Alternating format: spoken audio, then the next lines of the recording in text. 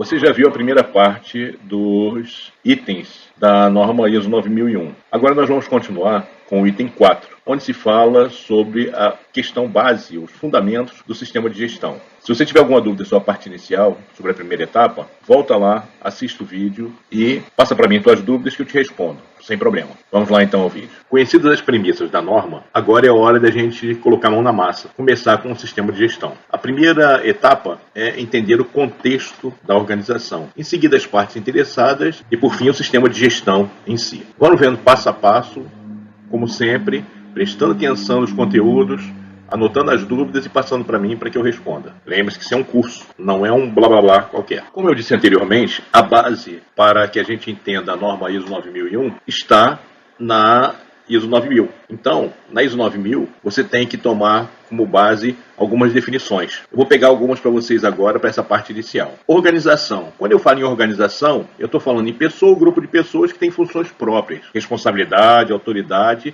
e relações estabelecidas, documentadas, conhecidas. Todo mundo sabe o seu papel para alcançar os objetivos da organização. Então, é preciso que você entenda, quando se fala em organização, que é um conjunto de fatores para atingir um objetivo. Contexto da organização. Contexto é a combinação de questões internas e externas que podem ter um efeito na abordagem da organização para desenvolver e alcançar seus objetivos. O que quer dizer isso? O que está acontecendo na organização, fora da organização, que pode afetar os meus objetivos? Existe alguma coisa boa acontecendo na região, na área, no país, no meu âmbito de atuação, que possa me ajudar ou que possa me atrapalhar? É só lembrar que não adianta tomar sorvete no inverno, ovo de Páscoa fora da Páscoa, mas cerveja a gente pode beber o ano todo. Então, atenção ao contexto. O que está acontecendo? Quais são os eventos? E internamente, como é que está o meu pessoal? Meu pessoal está bem? Está se sentindo bem? O clima organizacional está bom? Preciso de gente? Tenho gente bastante? Posso assumir mais riscos? Tudo isso faz parte do contexto. E o terceiro item são as partes interessadas. O que são as partes interessadas? Qualquer pessoa, organização ou grupo que possa afetar, ser afetado ou se sentir afetado por alguma decisão, alguma atividade da minha organização. Então, eu tenho que ver o que eu influencio ao meu redor. Um dia uma grande empresa, uma grande multinacional no centro do Rio, fechou uma divisão. 1.800 pessoas foram para a rua naquele dia. Dezenas de comércios ao redor forneciam comida, lanche, tudo fecharam. Porque essas 1.800 pessoas, mesmo no centro do Rio de Janeiro, fizeram a diferença. Então, qualquer questão de atuação, você colocar uma empresa numa cidade pequena, retirar de uma cidade pequena, sempre você vai ter uma influência visível. Quando você está tratando de um bairro, talvez você não perceba, mas também você vai ter uma influência. Você tem que ver a questão de teus fornecedores, horário de entrega, um monte de fatores. Para a gente entender como funciona uma organização, ou como surge uma organização, a gente tem que começar por aí, pela gênese, pelo início da organização, pelo que é a organização. Como a organização se inicia? Inicia de nada. Não existe organização, não existe pessoal, não existe equipamento, não existe instalação, não existe nada. Até que, de repente, surge o contexto. Ou seja, uma oportunidade, uma situação que permite que a organização floresça, nasça, cresça. Então, o que é um contexto para uma organização? É uma situação que você pode planejar, organizar a tua empresa. Como é que acontece isso? Eu já citei nos meus vídeos anteriores, falando, por exemplo, da pandemia. O que aconteceu na pandemia? Teve empresas que tiveram que praticamente fechar. Todas que atendiam o público, no primeiro momento, tiveram que fechar. Outras empresas cresceram. Fast food, empresas de tecnologia, de software, empresas que faziam vídeos.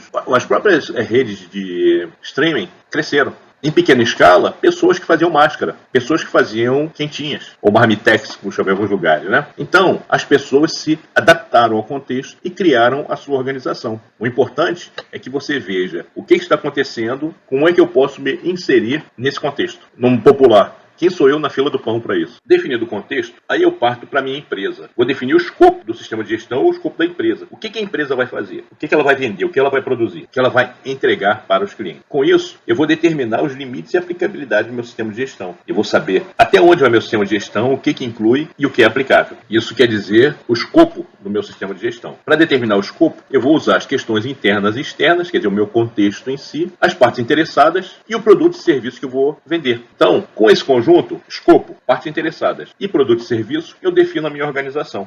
É importante também que eu veja o seguinte, que a norma vai se aplicar a todos os requisitos que eu puder encaixar no meu sistema de gestão. Eu posso até excluir alguma coisa. Se eu excluir alguma coisa, eu vou ter que justificar por que eu tirei. Ao longo do tempo, a gente vai ver aí o que pode ser retirado ou não, talvez. No geral, praticamente nada vai ser retirado do escopo do sistema de gestão. Toda a norma vai ser aplicável. Mas vamos ver alguns casos que possa ser eliminado. Para facilitar, vamos tratar de algumas partes interessadas. Quem são as partes interessadas? Normalmente a gente pensa só no cliente, que é aquele que compra da gente. Só que o dono da empresa também é uma parte interessada no negócio. Afinal de contas, ele ganha o dinheiro dali, né? A sociedade, ela quer sempre emprego, quer pessoas empregadas, quer serviços. A comunidade também é a mesma forma. Os credores querem financiamento, querem custeio do seu financiamento. O governo quer impostos, quer pessoas empregadas, diversos fatores assim. E os empregados querem seus salários. De vez em quando a gente vê a discussão aí dizendo que o empresário, o dono da empresa, todo mundo quer dinheiro. Quer seja empregado, quer seja empreendedor, quer seja empresário, todo mundo quer faturar. Faturar dinheiro? Não necessariamente. Às vezes é questão de status ou questão de a pessoa já estar numa situação em que ela quer fazer algum bem, alguma coisa de bom. Não é muito comum não, mas no geral você vai ter diversos interesses. Nem sempre o interesse é financeiro. Esse slide apresenta pra gente muita coisa interessante. Primeiro ele aparece com o deve, a organização deve. Quem é que deve? A organização. A organização é quem? É a organização. Não é uma pessoa em si. É a empresa, é a entidade. Deve.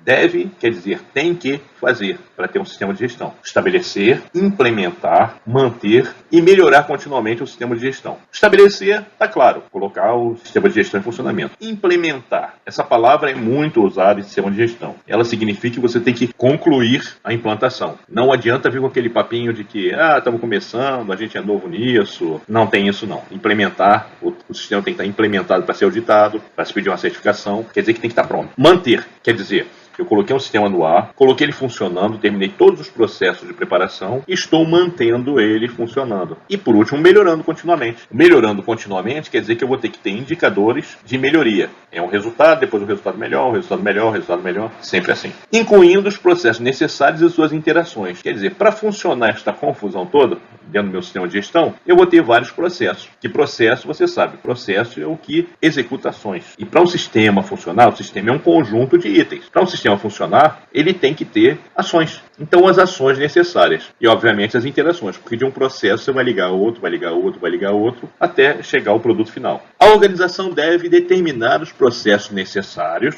Pode determinar processar mais? Pode, mas se for desnecessário, ela vai perder tempo. E deve determinar as entradas requeridas e as saídas esperadas. Ou seja, o processo tem que ser determinado, as entradas desse processo requeridas e as saídas esperadas. Ainda a sequência de ações e a interação. Para ficar mais fácil, vamos entender da seguinte forma. Se eu vou produzir alguma coisa, eu vou ter que ter matéria-prima. Então, a minha entrada requerida é a matéria-prima com características especificadas. E a minha saída é o quê? É o produto. Agora, o que é a sequência? Eu vou ter que ter um setor que vai comprar matéria-prima, um setor que vai receber a matéria-prima, um setor que vai preparar a matéria-prima para o processo de produção, um setor que vai produzir, um setor que vai verificar se o produto está ok, um setor que vai embalar, um setor que vai expedir, um setor que vai vender. Então, essa sequência e interação tem que ser determinada no teu sistema de gestão. Então, fica claro o que é o sistema de gestão? Esse conjunto todo de ações e recursos para atender o cliente. E como é que vai funcionar tudo isso? Eu vou ter que determinar os critérios e métodos de monitoramento, medição e indicadores de desempenho.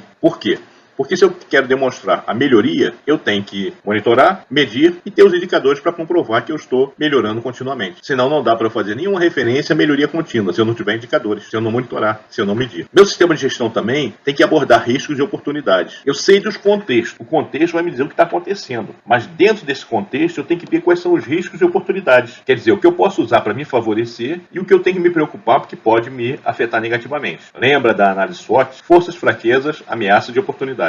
Então, isso é importante para se fazer. Eu tenho que sempre avaliar os processos e implementar qualquer mudança que seja necessário. Se eu avaliei o processo, identifiquei um problema ou identifiquei uma oportunidade de melhoria, eu tenho que fazer as mudanças. Com isso, eu vou melhorar o processo, consequentemente, o sistema de gestão. Então, entenderam? Ficou claro? Eu determino o contexto, vejo quais são as partes interessadas. Aí eu vejo que processos que eu vou ter que fazer para atender as minhas partes interessadas dentro desse contexto. Esses processos eu vou ter que monitorar através de critérios específicos e identificar formas de melhorar. Parece complicado? Mas para frente frente ele vai ver que não é tanto assim. Então vamos ver como é que funciona o meu processo. Eu tenho a atividade, que é essa parte central aqui clara, atividade. A atividade, eu vou ter a entrada na atividade e a saída, quer dizer, os insumos e os resultados. Antes das entradas eu tenho as fontes de entrada, quer dizer, quem me fornece a entrada. Pode ser um processo anterior, que vai me dar uma informação, ou um produto semi-acabado, ou uma matéria-prima. Alguém, alguma entidade, que é a fonte de entrada, vai me entregar uma entrada, que é o que eu vou jogar no meu processo, a atividade em si. Essa atividade vai me gerar uma saída, que vai ser entregue a alguém, que pode ser um processo, pode ser um cliente final, pode ser um cliente interno, qualquer uma etapa, ou qualquer pessoa, ou qualquer grupo, qualquer entidade dentro da minha organização. Aí o que acontece aqui? A minha fonte de entrada, eu tenho que fazer uma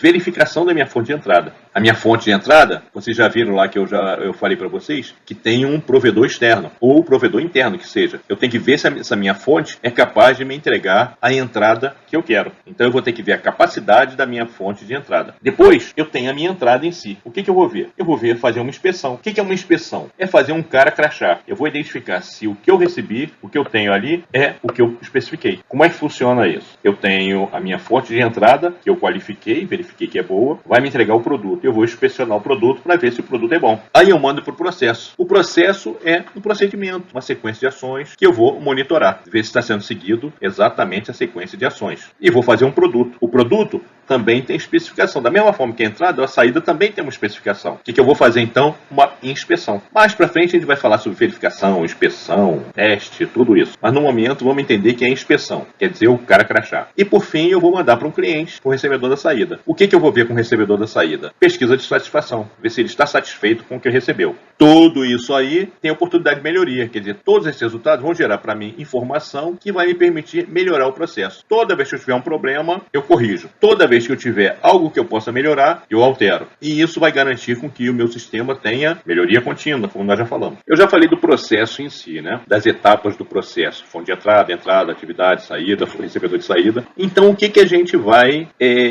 esperar? O que a gente espera? O que a gente vai olhar nesse processo? Na fonte de entrada, eu vou ter que avaliar a confiabilidade dessa fonte de entrada. Ela pode me fornecer uma entrada decente, uma entrada legal, uma entrada, um material, um item, uma informação confiável? É importante entender isso, que quando você está falando de fábricas, por exemplo, e você precisa de alta demanda, ou demandas sem uma programação clara, então você tem que ver se o teu fornecedor pode te entregar essa material, essa matéria-prima, informação, dentro do prazo que você precisa. Então, você tem que avaliar todos os riscos associados à tua fonte de entrada e determinar a confiabilidade dela. Quando eu faço a inspeção da entrada, o que eu vejo? A aplicabilidade. Eu vejo se o material que eu recebi está adequado ao uso que eu vou dar para ele. Então, eu vou ver se é aplicável. Eu já trabalhei numa empresa onde a quantidade de itens que chegava para a produção era muito grande, mas a gente não ia usar tudo. Por que era muito grande? Porque muitas vezes era pedido correndo e o pessoal que produzia, por exemplo, os gabinetes, não tinha como fazer com a qualidade muito aprimorada. Então ele fazia uma quantidade grande para mesmo que a gente descartasse provisoriamente uma quantidade qualquer, a gente tivesse o bastante para atender a produção. Então eu tenho que garantir ali, fazer a minha inspeção para garantir a aplicabilidade. E o processo, as atividades em si. O que eu preciso? Eu preciso da padronização.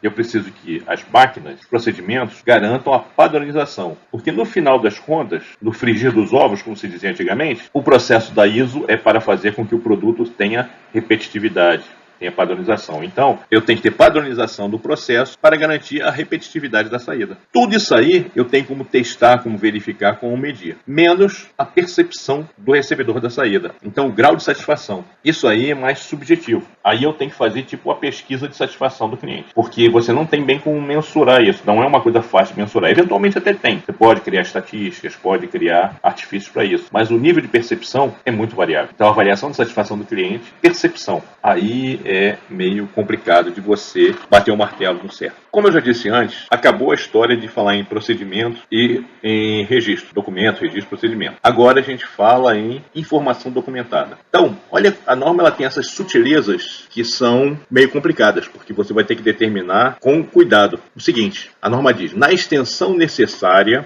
O que quer dizer na extensão necessária? A organização vai avaliar e determinar qual a extensão necessária. Na extensão necessária, a organização deve manter informação documentada para apoiar a operação e seus processos. Quer dizer o seguinte, que eu vou ter que ter procedimentos, vou ter que ter instruções, vou ter que ter rotina de trabalho, ou POP, como se chama em alguns lugares, para apoiar a operação do processo. O que quer dizer isso? Essa informação documentada, mantida ela tem que ajudar a rodar a operação. O que quer dizer mantido? Quer dizer a mesma coisa que se falava de documentos anteriormente. Ela tem que ter todo um controle de emissão, quem aprovou, atualização, distribuição, todo um controle com relação a ela estar disponível onde necessário, não estar disponível onde não for necessário, muito importante isso, que muitas coisas podem ser segredos da organização, tecnologia. Então, o manter a informação quer dizer que eu vou garantir que eu tenha a forma de operar documentada e atualizada. Eu tenho também a questão de reter informação documentada para ter confiança em que os processos sejam realizados conforme planejado. Reter informação, a informação retida, é o que era chamado registro. Então, eu vou ter comprovação de que eu testei, comprovação de que eu calibrei, comprovação de que eu verifiquei, comprovação de todas as atividades. E qual a diferença disso da informação retida para a informação mantida? É que a informação retida, ela não é alterada. Então eu tenho o resultado da inspeção que eu fiz ontem no lote de produção que chegou. Então essa aí não vai mudar nunca, porque é o resultado de ontem. A minha inspeção de hoje é outra inspeção, é outra informação documentada. Agora, o procedimento que eu usei ontem, ele pode ser atualizado para hoje se eu encontrei algum problema ou alguma oportunidade de melhoria. Então, manter quer dizer atualizar, verificar, aprovar. Reter quer dizer guardar. A organização deve também determinar os recursos necessários e assegurar sua disponibilidade. O que quer dizer isso? Não adianta eu criar um sistema e não dar os recursos. Eu tenho que definir quais são os recursos necessários para todas as etapas e assegurar que eles estejam disponíveis. Isso é importante, estabelecer recursos e garantir que eles estejam disponíveis. Por último aqui, atribuir responsabilidades e autoridades. Todo mundo tem que saber quem manda, quem obedece, como fazer, o que se pode fazer, o que não se pode fazer. Então todas as autoridades e responsabilidades têm que ser conhecidas. Não se pode ter funções cujas pessoas não saibam o que podem fazer e o que não podem fazer, quais são suas atribuições. Até porque, se você se lembra, eu já falei que é responsabilidade de todos o sistema de gestão. Então você não pode chegar e estabelecer que alguém vai trabalhar no lugar sem que ela saiba quem comanda, quais são as atribuições, o que ela tem que fazer, a que horas tem que fazer, tudo isso. Então, informação documentada, informação retida, recursos e responsabilidade e autoridade para definir o sistema de gestão. Agora, umas questões mais complicadas com relação à informação. Você manter uma informação documentada não exclui a possibilidade de precisar reter essa informação. Quer dizer o seguinte, eu tenho um procedimento que foi usado em 2020, 2021, 2022. Acabei com esse procedimento e fiz uma versão 9 para 2023. E o 2021 e 2022? Eu tenho que guardar. Por quê? Porque qualquer dúvida, qualquer questão com relação aos produtos feitos naquela época, eu preciso saber qual é o procedimento em vigor. Não é o procedimento atual. O procedimento que está em vigor na época em que eu o utilizei. Ou seja, na época que o produto foi realizado, foi construído. E a definição da organização decidir se é necessário ou apropriado manter essa informação documentada. Para que a gente tem uma informação documentada? Normalmente é uma salvaguarda. Eu costumo dizer que em um sistema de gestão, você precisa se preocupar com um auditor advogado ou com um engenheiro advogado. Ele vai ver a questão, vai analisar tecnicamente e vai ver a questão legal. Se você não tiver proteção, não tiver documentos que te protejam, você pode se ferrar, pode se dar mal. Então, é muito importante que você tenha cuidado com as informações. Não é para você guardar tudo, mas é bom você guardar o suficiente para você garantir que esteja preservados os interesses da organização. Bom, como eu já falei antes para vocês, a gente faz um sistema de gestão. O que é um sistema em si? Eu falei bastante em processos, que são ações, né? O sistema é um conjunto de elementos, conjunto de itens. Pessoas, equipamentos, procedimentos, documentos, uma série de itens que são interrelacionados ou interativos, um segue ao outro. E um sistema de gestão da qualidade é um conjunto com o fim de alcançar o objetivo da qualidade. Então é importante que você entenda que existe uma interação de ações, de recursos para fins de se atingir o objetivo. E isso é um sistema. A visão dentro de uma organização tem sempre que ser sistêmica. Por que tem que ser sistêmica? Para que você consiga ter uma continuidade, uma manutenção. Você não pode basear um sistema de gestão, uma organização, em cima de uma pessoa, em cima de uma máquina específica, em cima de um único processo. As organizações, elas têm que ser baseadas, ou elas têm que estar respaldadas pelo sistema, porque o sistema é impessoal. Sai uma pessoa, entra outra, sai uma máquina, entra outra, sai um procedimento, entra outro. Essa é a graça do negócio, por isso que a ISO garante a continuidade, porque você tem que pensar na manutenção e não nas pessoas ou em equipamentos. Uma lição importante com relação a sistemas pode ser facilmente observada com essa figura. Um grupo de pessoas vendadas tentando rapidamente descobrir o que é um elefante. Então cada um pega uma parte do elefante e vai tentando identificar o que é um elefante. O que você acha que aconteceu? O meu sistema é um elefante, mas imagine quem pegou a tromba do elefante. Vai dizer que é um elefante? ou vai dizer que parece uma cobra? E quem pegou a perna? Não vai achar que é uma árvore ou parecido com uma árvore? O barrigão do elefante aqui parece uma parede, o rabo uma corda, a orelha parece um tecido. Então, cada pessoa que viu o elefante teve uma visão dentro da sua experiência, dentro do seu conhecimento. Qual a importância disso no sistema de gestão? As pessoas trabalham em unidades separadas, em unidades diferentes. Então, muita gente acha que aquilo é o que é a empresa. Aquilo, o seu trabalho é o mais importante. O seu trabalho é o relevante. Quando na realidade a pessoa pode estar só pegando uma perna e achando que o tronco é importante. Na realidade existe toda uma estrutura para gerar o produto. Então é importante que as pessoas tenham o entendimento de que a sua atividade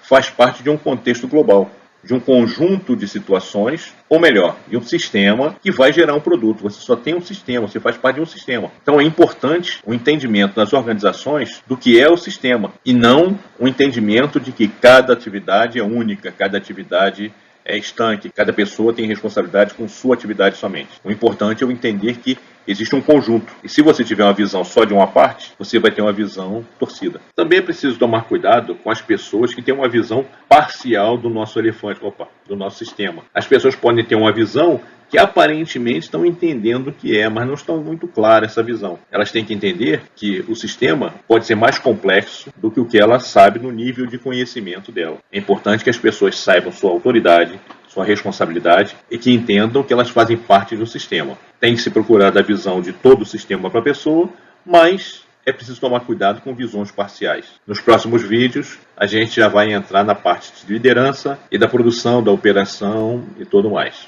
Até o próximo vídeo.